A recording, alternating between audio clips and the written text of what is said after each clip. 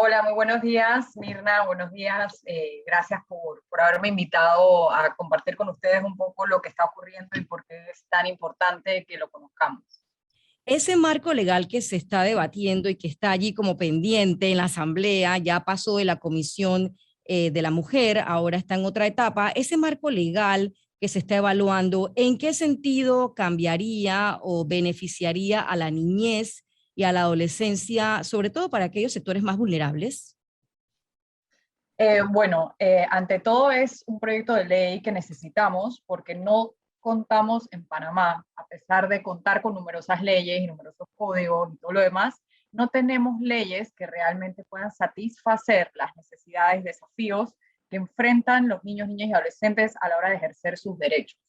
Entonces, partiendo por ese punto, es una ley bastante novedosa para Panamá, aunque ya otros países de la región, de hecho todos los países de Latinoamérica, cuentan con leyes de este tipo para precisamente, como les decía, poder enfrentar esas necesidades que tiene la niñez y la adolescencia. Entonces, es una ley importante, es una ley necesaria y realmente nosotros no contamos actualmente con los mecanismos necesarios para poder atender todos los temas de niñez y adolescencia.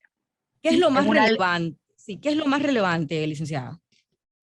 yo creo que hay varios temas relevantes. El primero de ellos pasa por empezar a ver a la niñez y a la adolescencia como sujetos de derechos. Hasta ahora nosotros como país y como Estado hemos dado una respuesta bastante reactiva, desarticulada e incluso burocrática cuando hay un problema de niñez y adolescencia.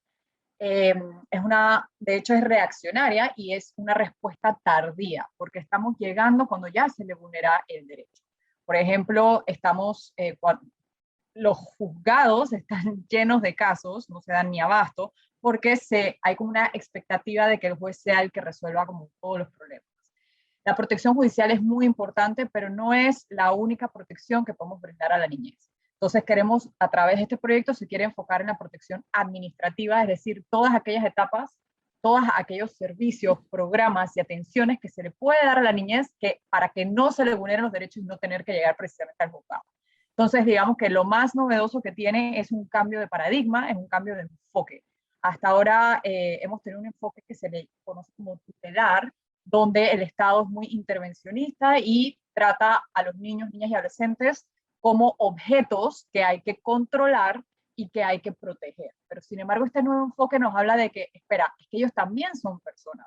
No son personitas con derechitos, son personas, son seres humanos y también tienen derechos. Entonces, lo que busca es ya no que los niños sean objeto de protección, sino que sus derechos sean los que son reconocidos y debidamente protegidos. No crea derechos nuevos, o sea, los derechos que estamos hablando son los mismos que Panamá voluntaria y soberanamente reconoció mediante la ratificación de la Convención de los Derechos del Niño en el año 1990 y que es ley de la República de Panamá. Licenciada Pérez, le saluda Alexandra. Gracias por ayudarnos a entender este tema que además ha sido motivo de titulares en el último año por el escándalo de los albergues y todo lo que surgió. ¿Hasta qué punto esta ley responde a eso o esto ya se venía trabajando antes? Bueno, este realmente, hasta donde yo conozco, es el tercer intento de discusión ante la Asamblea Nacional de este proyecto de ley o de que Panamá cuente con un marco legal de este tipo. Eh, Desde que Panamá ratifica la Convención de los Derechos del Niño en el año 90, Panamá adquiere obligaciones jurídicamente vinculantes al respecto. ¿Esto qué quiere decir? Que Panamá no puede firmar convenios internacionales porque sí, sino que se obliga a ciertas cosas, ¿no? Entonces, con la Convención de los Derechos del Niño, como país nos obligamos, entre varias cosas, a respetar la Convención, sus principios y por ende a modificar y adaptar cualquier norma interna que sea contraria a los principios que establece la Convención. En este sentido, Panamá tiene una deuda de 30 años de no de no contar con un marco legal que pueda responder a estos temas. Son 30 años de deuda que tenemos. Con el tema de los albergues, bueno, es que se vuelve y se hace este tercer intento, se presenta esta iniciativa legislativa a través del diputado Héctor Brands, que está basada en una iniciativa que se presentó también en el 2018 y que en aquel momento pues nunca llegó a salir de la subcomisión. Entonces no Ahora, estamos ante algo nuevo, estamos y, ante una deuda que tenemos como país, como Estado, hacia nuestra niñez y adolescencia. y ayer conversando con usted, licenciada, usted me comentaba lo que me pareció muy interesante y es, estamos buscando siempre ese dedo acusador en el tema de los albergues, quién es el responsable, si es CENIAF, si es el MIDES, e incluso los medios de comunicación siempre estamos buscando esa culpa, ¿no? Pero más que eso, usted me planteaba una interrogante, más que preguntarnos quién es el culpable en esto que ha ocurrido con los albergues, es hacernos la pregunta, ¿por qué llegan los niños a los albergues? Es decir, los jueces, hay un entramado aquí, ¿no? ¿Por qué es que esa pregunta es importante hacérnosla? Esa pregunta es importante, me parece que en dos vías. La primera porque sí, quizás hay una necesidad de encontrar culpables como una necesidad de justicia social, simbólica, encontrar un culpable de todo lo que ha pasado, porque realmente como sociedad nos ha impactado mucho a todos los niveles, lo que está ocurriendo en los albergues, que no es nada nuevo, que estos temas de vulneraciones sistémicas a los derechos de la niñez se han dado desde hace muchos, muchos años, solo que ahora como que explotó el tema. Entonces, además, uno de los problemas que yo creo que tenemos como sociedad y tiene que ver con ese enfoque obsoleto y tutelar es pensar que solo dos instituciones, MIDES o CENIAF, son las que tienen que ver con niñez. Lo que nos propone este nuevo enfoque, bueno, ya no es tan nuevo, es nuevo para nosotros, es que todo el aparato del Estado es responsable hacia la niñez y adolescencia. Todos tienen un trabajo que hacer. Igual nosotros como familias, como sociedad, como comunidades, las escuelas, los medios de comunicación, todos tenemos responsabilidades aquí. O sea, el que ha fallado para mí somos todos, estrepitosamente, todo el aparato estatal. Y Y por esa, otro lado, ajá, no, no, sí, continúe. y por otro lado lo que hablamos de los albergues, de por qué no nos preguntamos por qué llegan los niños a los albergues, por qué hay niños en los albergues. Muchas de las respuestas que se pensaban era, bueno, vamos a agilizar los procesos de adopción, pero en realidad lo que te propone este nuevo enfoque de que son sujetos de derechos es que, por ejemplo, uno de los derechos más importantes que tiene la niñez y la adolescencia es el derecho a la familia y a la convivencia familiar. Entonces, ¿por qué los niños son retirados de sus hogares y colocados, porque esa además es la palabra perversa que utiliza la legislación en Panamá, son colocados en albergues? Las razones que tiene el Código de la Familia lo llama menores carenciados o en riesgo social. ¿Y esto qué es? ¿Cómo se come? ¿Y qué hace un juez con esto? ¿Cómo lo interpretas? Muchos de estos chicos que están llegando a los albergues son retirados de sus hogares por condiciones de pobreza. Es decir, estamos castigando la pobreza en Panamá y retirando a un niño y privándolo de su derecho a convivir en familia porque es pobre. Esto no puede ocurrir. Esto es perverso y esto debe terminar lo antes posible. ¿Qué nos dice este nuevo enfoque? El derecho a la familia es fundamental y el Estado debe proteger ese derecho a vivir en familia. Si una familia no puede cumplir con su rol y tú vas a retirar al niño y a ponerlo en un albergue, tiene que ser la última medida que tú tomes como Estado. No puede ser la primera, que es la que estamos tomando. Tiene que ser la última medida posible. Y si lo haces, y mientras lo hagas, como Estado, tienes que intervenir en esa familia para que ellos puedan cumplir con su rol de brindar protección, afecto, alimentación, etcétera, a ese niño y volverlo a su familia de origen. No dejarlo en un albergue por los años de los años de los años. Esa no es la solución. En Panamá, el índice de pobreza multidimensional indica que hay 450.000 niños, niñas y adolescentes en condiciones de pobreza. Es decir, vamos a meter a casi ese 500.000 de niños en albergues. Esa no es la solución, ni tampoco agilizar las adopciones, ni mucho menos remover a funcionarios o culpar a cualquier funcionario que estuviera ahí de turno que le tocó lidiar con este tema. Tenemos que Precis trabajar las causas. El sistema de Precisamente esa protección, era mi pregunta, que si la figura del albergue como tal, como la conocemos aquí en Panamá, esa que es casi como un depósito de niños allí que se quedan hasta que cumplan la mayoría de edad, ¿esa figura debe seguir existiendo o debe transformarse? ¿Qué contempla este proyecto de ley?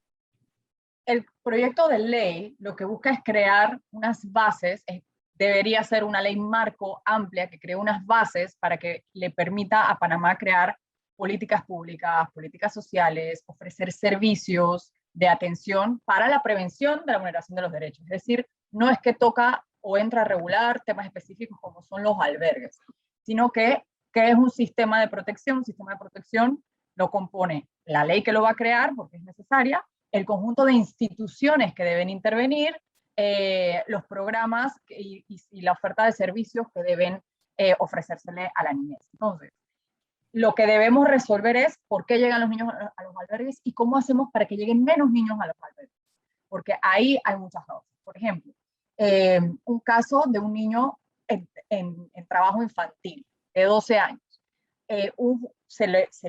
Obviamente no está yendo a la escuela, probablemente está enfrentando situaciones de salud bastante importantes, de mendicidad, todos estos temas.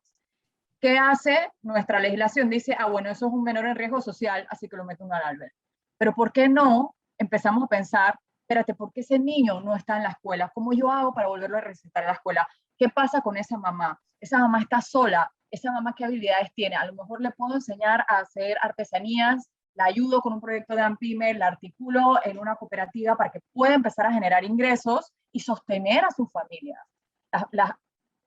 Sí es cierto, por otro lado, que en las familias se dan muchas veces vulneraciones de los derechos, pero pensando que aquí no se le ha dado esa vulneración, más allá de temas nutricionales o educación, el Estado debe poder intervenir y dar una respuesta. No puede ser que castiguemos, además estamos castigando a las mujeres pobres, quitándoles a los hijos y poniéndonos en un entorno que no necesariamente es el más adecuado. Entonces, esto no entra a regular el tema de los albergues, de si deben seguir así o no deben seguir así, sino que sí quiere desinstitucionalizar también a la niñez, que menos niños lleguen a los jueces, poderlos prevenir y atender desde antes para que no llegue a ese momento. Y usted mencionaba este concepto, sí, y Marina, usted mencionaba en esto hace unos instantes, esto de que los niños son personas y hay que lograr que sus derechos sean reconocidos. Y esto pareciera que también es un punto que le preocupa a muchos sectores en la Asamblea también, ¿no? Es correcto, y yo creo que hay una falta de entendimiento de qué son los derechos humanos. Yo he escuchado discusiones como, es que si le damos derechos a los niños, entonces van a hacer lo que les dé la gana. Si le damos derechos a los niños, van a poder ir a una tienda y comprar alcohol. Eso es totalmente falso, viene de una profunda ignorancia las personas que hacen estos comentarios, que además son personas incluso hasta preparadas, porque los derechos ya están reconocidos por la Convención de los Derechos del Niño, y son los derechos que todos conocemos: a la salud, a la alimentación, a una familia, a un nombre y una nacionalidad, a una alimentación balanceada, a higiene, a agua potable. O sea, esos son los derechos. Entonces, por eso es importante que hablemos de no solo reconocerlos como sujetos de derechos, sino que el sistema proteja sus derechos. Por ejemplo, si el Estado va a construir una carretera y pasa cerca de una escuela, no es la persona que está diseñando la carretera, la institución responsable de hacer esa carretera, y ve que hay una escuela, también tiene que contemplar dentro del presupuesto de ejecución unas aceras, una parada de bus, un policía muerto para cuando esté pasando por ahí, señalizaciones para proteger los derechos de las niñas, que se puedan movilizar y evitar accidentes. Eso implica ese cambio de paradigma, que yo sé que quizás puede sonar más fácil de lo que es un tema bastante complejo, pero tenemos que empezar nosotros a cambiar el chip. Cuando hablamos de derechos, ¿a qué nos estamos refiriendo, no? Derecho a una educación, o sea, que todos los niños y niñas de nuestro país puedan asistir a la escuela y recibir una educación. Pero luego, por ejemplo, vemos que no todos pueden.